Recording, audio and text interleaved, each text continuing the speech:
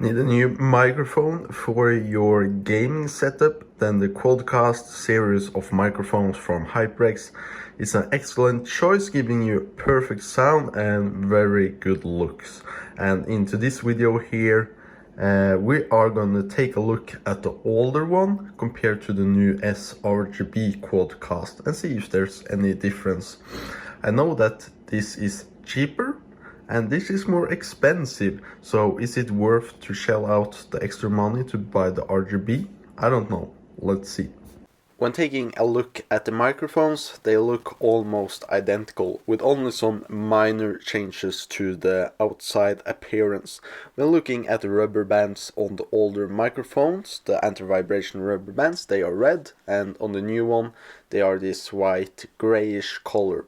The same with the filter behind the mesh. On the older one it's red, and on the new one it's more of a whitish gray, to shine RGB colors through it without discoloring from the red filter. Otherwise, all of the buttons and the mounting systems are 100% identical, with the only change with the board inside of them, then putting out a mini USB on the old one and a USB-C on the new one. In terms of cable length, I think this actually is enough. I can run the cable from there and all the way over here, and we can stretch it even more. As we can see, one of them got a mini B USB, the other one is the USB-C on the sRGB, and both of them are always identical with the noise remover thing here, the magnet thing to remove static noise along this long cable. And also they are braided, both of them, and the thickness is identical. Very nice quality cable. Then just a normal USB-A cable here. Some people would have maybe liked the USB-C, but I think most desktop PCs use USB-A, and I prefer this to the USB-C, yeah. Taking a more closer look on the lights on the mics itself, we can see both of them look very impressive. I think these are the nicest looking mics out there that money can buy at the moment. It's a nice aesthetic upgrade to your gaming setup in a way. And I have to say, both of them look good in its own way. So you have this program called Hyper X Cloudcast Beta. It's like the program from Hyper X, which controls RGB products from their lineups of products. But we can see here that only one of the microphone is recognized in this program. So with all the versions, you can't change any of the settings with software here. So all of that have to be done with the mechanical switches on the device itself, which is fine. But you can't change the LED stuff on this one. But on new one, the sRGB one, you have some features here. On the back side of both of these microphones, there is a button for the polar pattern. It's really how the mic picks up sound. Now it's set to pick up sound from me speaking into it from the front, but we can have it put up sound or pick up sound from 360 degrees with this polar pattern. For some reason I can't click it. Oh, okay, it can only be changed with dial, of course, so you can't unsync it with the program, but we can see it here, omnidirectional 360 degrees, stereo, like these two sides, cardioid, it was the first one I was talking about, and bidirectional, so if I have a conversation with somebody on the other side of the microphone here. I will leave that cardioid. We can change the mic volume, mic monitoring and volume. You have this aux plug on the back here, so you can plug in a headset and headphone volume. And we can also go into the lights and change some of the light settings to the mic. Now it's set to wave, so we can see two colors on the top and bottom, and it changes through it. But add effect, click here, solid, you can have it set to red. Then it looks similar to the old one, but in red we see here that it's a little bit weaker compared to the old one, so definitely the old one looks much better in red. Blink, or like flashing, yeah, that I don't really like that. Cycle, it goes through one color and changes gradually into another one. Lightning and wave, and you can also change the colors of the effects you have chosen here, like click here and you can change how it will be. So if you only want blue, you change all of them to blue, and then you will have some breathing effects with different kind of blues.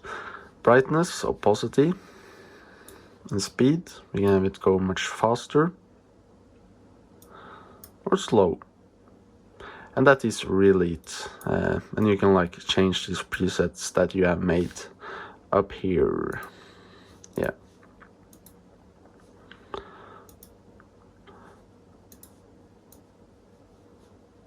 Brightness. I don't really know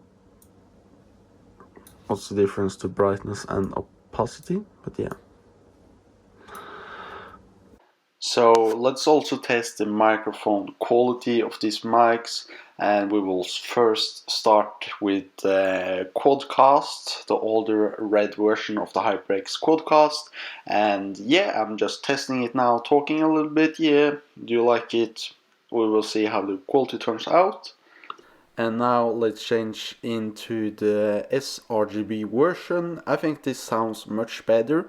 I think the RGB just makes the sound much more clear and more dynamic and such. So yeah, we will listen to it and see what I feel. Now, I was just trying to fool you. Now I'm actually talking into the Hyper X Cloudcast S RGB. The first one we were listening to was actually the built-in microphone in my MacBook, which we can hear it's not great. And then I switched into the normal HyperX Quadcast, which sounded just 10 times better. And now we are talking into the sRGB version. And I'm also gonna test a few other microphones and see if this is a mic you would want to buy. Switching now to some Hyper X Cloud earbuds. I'm not sure if you're gonna hear the difference. You probably will, and I just have to say with the Quadcast microphones, they will probably fit person that makes like videos for YouTube, voiceovers, or like streaming and such. For just normal gaming, you probably won't need that kind of good quality sound, but if you want it, you can buy it, but otherwise for just gaming, I would just use a headset, because I don't like to have this thing on my desktop, but it got a lot of features when talking into YouTube for YouTube videos. It makes sense for me personally. And now we're gonna test a Turtle Bleach Atlas 3 headset. I think that have like gone out of their product line. So it's a mid-tier, cheaper headset for around like $80. I think I was paying for it new, but now you can get it for like $20-30 actually. So for that price, yeah, a steal.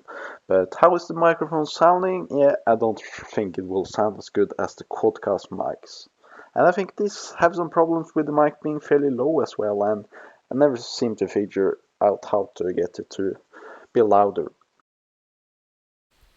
And now let's test the SteelSeries Arctic Pro and compare it to the Quadcast's microphones. I think this here is a fairly interesting comparison, because if you would say you are a streamer, it would be interesting to see, should you invest in the extra money on having a separate microphone on your like table, or are you gonna put the money into a more expensive headset like the Arctic Pros with a very good microphone?